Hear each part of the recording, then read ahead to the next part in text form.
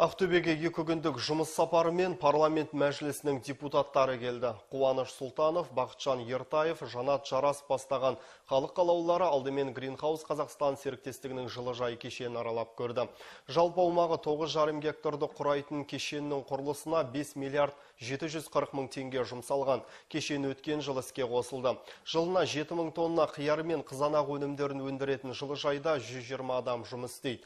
Депутаттарға облыстың ауыл шаруашылығы саласындағы мүмкіндіктері туралы ақпарат беріліп, азық-түлік қауіпсіздігін қалыптастыруға байланысты мәліметтер айтылды. Жылыжай кешеніндегі жуырда жиналатын алғашқы өнімдерді көзімен көрген мәжіліс депутаттары ауыл шаруашылығы құрылымдарының жұмысына оң бағасын берді.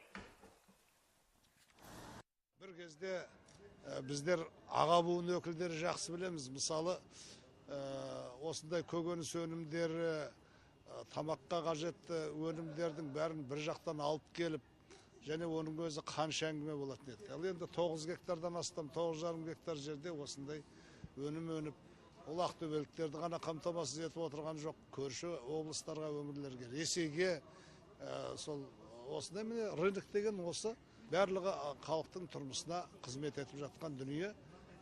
Осыны көңіліміз қош көріп, әр уақытта қолдауға ниеттіміз.